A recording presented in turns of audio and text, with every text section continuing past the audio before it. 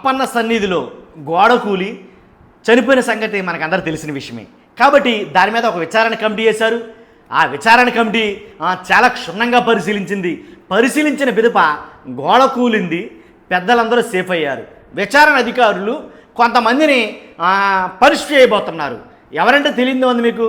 పెద్దోళ్ళందరూ safe అయిపోతారు, చిన్నోళ్ళు book అయిపోతారు. ప్రతి చోట జరిగేదే. ఎక్కడ ఎంతమంది చనిపోయినా, ఎక్కడ ఎలాంటి సంఘటన జరిగినా, ఎక్కడ ఎలాంటి దుర్ఘటన జరిగినా బలయ్యేది కడకి అటు భక్తులు, ఇటు చిన్న చిన్న అధికారులే. ఇది వాస్తవమా కాదా? ప్రభుత్వం ఏదైనా కానీ. కాబట్టి ఏంటంటే సింహాచలం చందనోత్సవంలో సందర్భంగా జరిగిన దుర్ఘటనపై ప్రభుత్వం పెద్దలు ఏం మాట్లాడారో మనకు అందరికీ గుర్తుంది. మేము 2 నెలలు దీని మీద సమీక్ష నిర్వహించాం, చాలా సమీక్షలు చేసాం, క్షుణ్ణంగా పరిశీలించాం, ప్రతిదీ పనిగట్టుకుని మేము చెక్ చేసాం. ఏంటి అన్నీ బాగున్నాయి. ఇంతకు ముందు మీద గత ప్రభుత్వం మీద ఇప్పుడు చందనోత్సవంలో సందర్భంగా సింహాచలం అప్పన్న సన్నిధిలో చాలా అంగరంగ వైభవంగా అయితే కనుక జరగబోతున్నాయి అని అయితే చెప్పిన మాట మీలో ఎంతమంది గుర్తుందో లేదో కానీ నాకైతే బాగా గుర్తుంది కదా. హోమ్ మినిస్టర్ గారు ఏం మాట్లాడారు, అక్కడికి వచ్చిన మంత్రులు ఏం మాట్లాడారు. కాబట్టి మేము అన్నీ పరిశీలించాము, అన్నీ చూసాము అని అయితే అని అన్నారు. చూసినప్పుడు ఎలాగ మరి అంత దారుణం జరిగిందనేది మీకు అందరికీ తెలిసిన విషయమే. ఎలా అంటే మీకు మాట చెప్పాలి మీకు. ఎలా అంటే కూలిన గోడ గురించి ఏప్రిల్ 21నే మొదలుపెట్టిన గోడ ఏంటి సింహాచలం ఆలయంలో చందనోత్సవం రోజున కూలిన గోడ నిర్మాణాన్ని 10 రోజుల ముందే అంటే గత నెల 21న మొదలుపెట్టిన ప్రభుత్వం అది నియమించిన 3 అధికారుల విచారణ కమిటీ నిర్ధారించినట్టు సమాచారం. కాబట్టి ఖచ్చితంగా ఆ గోడ 10 రోజుల ముందు కట్టిందే అనేది కనుక విచారణ కమిటీ కూడా నిర్ధారించారు. ఆ గోడ డమ్మి ఏంటి అది కట్టడం డమ్మి.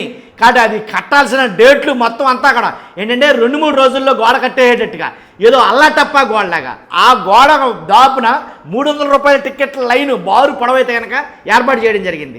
కాబట్టి కురిసిన వర్షానికి ఆ గోడ కూలి చనిపోయిన సంఘటన మనకు అందరికీ తెలుసు. కాబట్టి దీని మీద అంటే ఆ గోడ కట్టిన ఆలయ నిర్మాణం కానీ అంటే అక్కడ జరుగుతున్నటువంటి ఆ ఆలయానికి సంబంధించి ఏదైతే ఒక చందనోత్సవం జరపాలనుకున్నారో దాని నిమిత్తం 4 మంత్రులు కమిటీ వేశారు. 4 మంత్రులు 2 నెలల సమీక్షలు సమావేశాలు నిర్వహించి ఖచ్చితంగా అన్నీ పక్కాగా ఉన్నాయి అని డిసైడ్ అయిన తర్వాత ఈ చందనోత్సవం ప్రారంభించారు. జరిగిన సంఘటన ఏంటో మీకు నాకు అందరూ తెలుసు. కాబట్టి గత ప్రభుత్వంలో చేయలేనంతగా భారీగా ఏర్పాట్లు చేసాం, చాలా బాగా చేశామని చెప్పడం మనం ఆల్రెడీ చూసాం ప్రెస్ మీట్లో. కాబట్టి ఇప్పుడు ఏప్రిల్ 16న ప్రెస్ మీట్ పెట్టి మరీ చెప్పారు వీళ్ళు. అలాగే విచారణ కమిటీ కూడాను ఏంటంటే ఏదైతే విచారణ కమిటీ ఉందో విచారణ కమిటీ వేశారో ఆ కమిటీ కూడా తేల్చింది ఏంటంటే కనుక కొంతమంది అధికారులను సస్పెండ్ చేయాలని డిసైడ్ అయింది. అధికారులు ఎవరో ఏంటని నేను చెప్తాను. కాబట్టి తిరుమలలో ఈ ఏడాది వైకుంఠ ఏకాదశి రోజున దర్శనిక్కట్ల జారీలో తొక్కిసలాట్లో భాగంగా 6 చనిపోవడం మీకు గుర్తుండే ఉంటుంది. అది మర్చిపోకముందే మళ్ళీ ఇలాంటి సంఘటన ఏంటి ఒకదాని తర్వాత ఒకటి జరుగుతూ వస్తున్నాయి.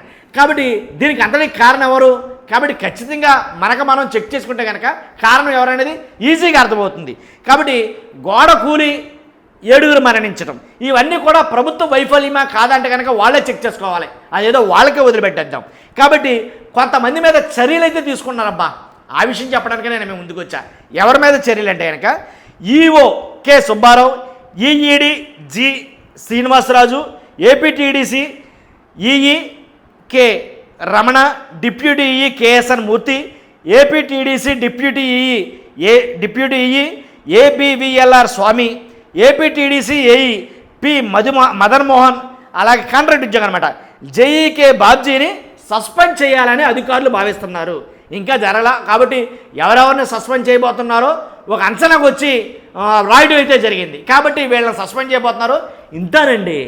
ఇప్పుడు పబ్లిక్లో మాట్లాడుకునే మాట ఏంటంటే అంతేరా, ఏ గొడవ జరిగినా, ఏ సంఘటన జరిగినా, ఎంతమంది చనిపోయినా, ఏది జరిగినా కానీ పెద్దవాళ్ళంతా బాగానే ఉంటారా.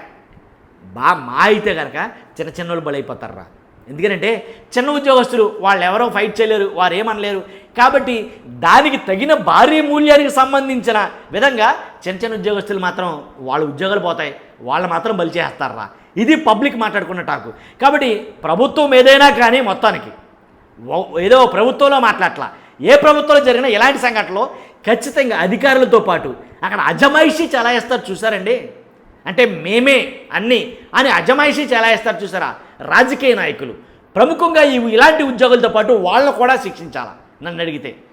ఇల్లు చేయడమేనేంటండి రాజకీయ నాయకుల పని. కానీ మేము క్షుణ్ణంగా పరిశీలించామన్నారే, మేము అన్నీ చెక్ చేసామన్నారే, మళ్ళీ గత ప్రభుత్వాలతో లేదా అంతకుముందు ప్రభుత్వాలతో సరిపోల్చుకుంటారే. మరి ఇలాంటప్పుడు ఒక గోడ కట్టాలంటే దానికి ఏం కావాలి, ఎన్ని రోజులు కావాలి, కట్టిన గోడని ఎన్ని రోజులు తడపాలి, గోడ కట్టడానికి కాంక్రీట్ పిల్లర్స్ ఏ ఉన్నాయి, ఎన్ని కాలమ్స్ కావాలి, కానీ పిల్లర్లు ఉన్నాయా లేవా, కాబట్టి ఆ గోడ కడితే అది ఉంటుందా ఉండదా, దానికి సపోర్ట్ ఉందా లేదా, ఇవన్నీ చెక్ చేసుకోవాలంటే ఇటుకల గురించి సిమెంట్ గురించి మాకు ఎందుకని అంటారు అవి. కాబట్టి ఒక నిర్మాణాన్ని చేపట్టినప్పుడు అది ఎంతవరకు కరెక్ట్గా ఉంది, ఆ నిర్మాణం వల్ల ఏమైనా ఇబ్బందులు ఉన్నాయా అని అంటే కనుక అల్లా టప్పాగా కట్టిన గోడ పక్కనే నిల్చోపెట్టారు జనాన్ని. ఏం సమీక్ష చేశారు. కాబట్టి ఇలాంటి సంఘటనలు జరిగినప్పుడు ఖచ్చితంగా దాని నుంచి గుణపాఠాలు నేర్చుకోవాలి. ప్రజలందరికీ గుర్తుండిపోయేటట్టుగా శిక్ష అనేది ఉండాలి. ఎలా అంటే కాబట్టి దాన్ని ఎవరు పర్యవేక్షించారు, దాని మీద అజమాయిషి ఎవరు అనేది కూడా లెక్కల్లో రావాలని అభిప్రాయం. చూస్తున్నా మీరు అందరూ కూడా ఖచ్చితంగా నా మాటల మీద మీరు ఏకీభవిస్తే ఫస్ట్ లైక్ చేయండి. లైక్ చేయడం వల్ల ఇలాంటి జెన్యూన్ ఇన్ఫర్మేషన్ ఎక్కువ మంది చేరుతుంది. అంతేకాదు కొత్తగా మనం ఛానల్ చూస్తే పక్కాగా సబ్స్క్రైబ్ చేయండి, లైక్ చేయండి, అలాగే సబ్స్క్రైబ్ చేయండి. Thank you very much.